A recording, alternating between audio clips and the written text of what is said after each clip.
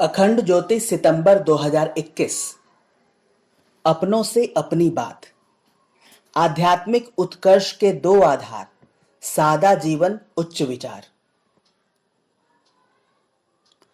हम लोग जब छोटे से बच्चे थे तब से लेकर आज तक, जब हम वयस्क हो गए हैं, हो चुके होंगे या होने वाले होंगे, हमको समाज ने एक नियम बड़ी व्यग्रता से सिखाया है, और वो यह सिखाया है कि यह समाज प्रगति की व्याख्या, विकास का मूल्यांकन सामाजिक सफलता के आधार पर करता है। व्यक्ति जीवन में प्रगति कर पा रहा है या नहीं कर पा रहा है, इस तथ्य का मूल्यांकन इस आधार पर तय होता है कि वह सामाजिक दृष्टि से सफल हो पाया अथवा नहीं। इसी मानसिकता के कारण लोग छोटे छोटे बच्चों को भी यह सिखाते देखे गए हैं कि उन्हें कक्षा में प्रथम स्थान प्राप्त करना है, स्वर्ण पदक लाना है, अमेरिका जाना है, क्योंकि सामाजिक संदर्भों में प्रगति का अर्थ प्रतिद्वंद्विता से लिया जाता है।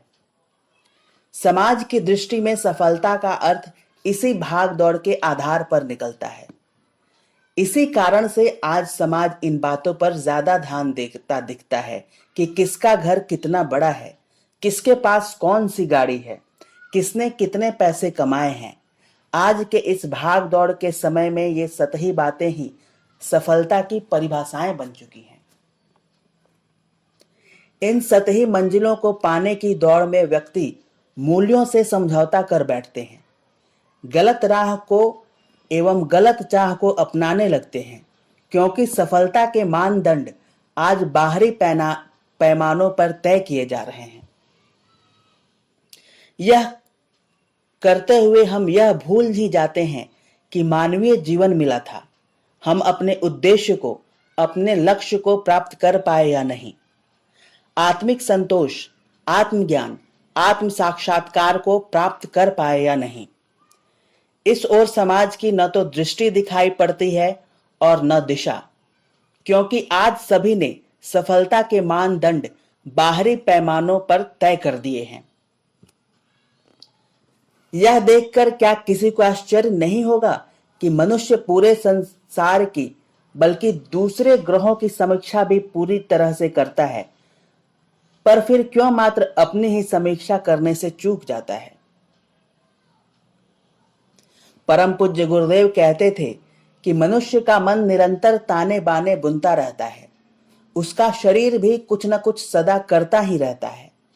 फिर जिंदगी भर इतना दौड़ने के बाद भी इंसान के मन में इतना असंतोष, इतना खालीपन, इतनी रिक्तता क्यों है। सारी जिंदगी मनुष्य कुछ न कुछ पाने के लिए दौड़ता ही नजर आता है। जीवन भर व्यक्ति कुछ न कुछ बटोरना ही चाहता है, फिर भी यह खालीपन इंसान के मन में क्यों रह जाता है। यह इसलिए रह जाता है क्योंकि कहीं गहरे में मनुष्य के मन में यह बात बैठ गई है कि ये खेल खिलौने, ये कागज के टुकड़े जो रुपया, पैसा, गाड़ी व मकान के नाम से जाने जाते हैं, ये अंदर के खालीपन को भर सकते हैं।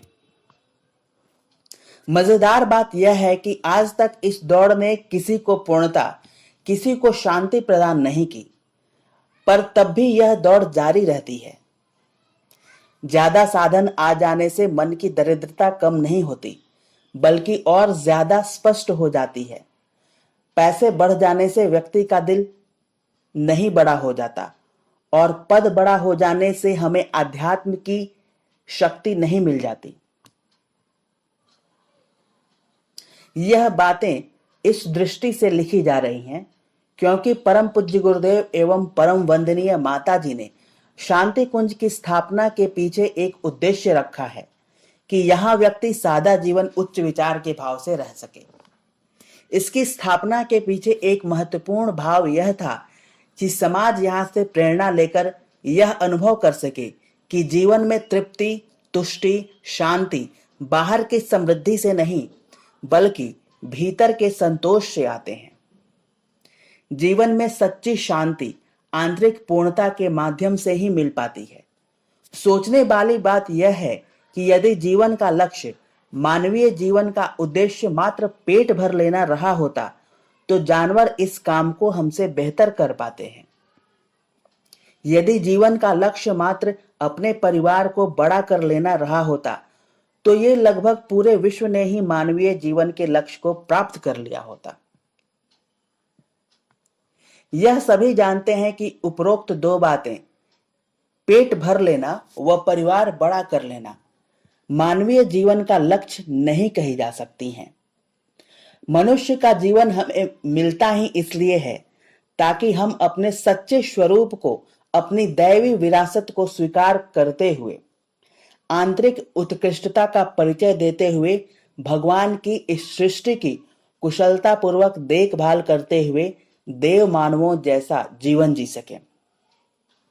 ऐसा जीवन मात्र परम पूज्य गुरुदेव एवं परम वंदनीय माताजी द्वारा प्रदत्त सिद्धांत सादा जीवन उच्च विचार पर चल करके ही जी पाना संभव है।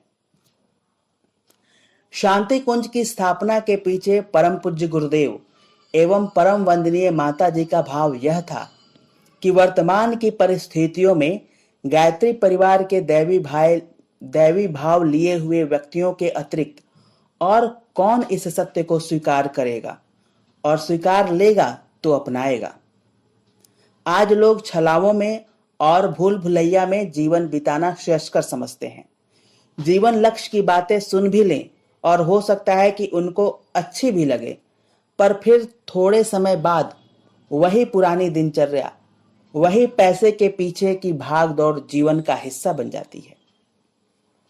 ऐसे में मानवता के भविष्य को ध्यान में रखकर परम पूज्य गुरुदेव ने एवं परम वंदनीय माताजी ने सादा जीवन उच्च विचार के केंद्र के रूप में शांति कुंज को प्रतिष्ठित किया। प्रलय के समय भगवान मनु ने प्राणी जगत की श्रेष्ठ आत्माओं को अपनी नाव पर बैठा लिया था ताकि उनके माध्यम से सृष्टि के नवनिर्माण के कार्य को संभव बनाया जा सके। शांति कुंज का निर्माण भी परम पूज्य गुरुदेव ने इसी भाव एवं उद्देश्य की पूर्ति के लिए किया है एवं यहाँ इसीलिए चुन चुनकर ऐसी आत्माओं को आमंत्रित किया है ताकि यहाँ ये विश्व सृजन के कार्य को संपन्न कर सकें।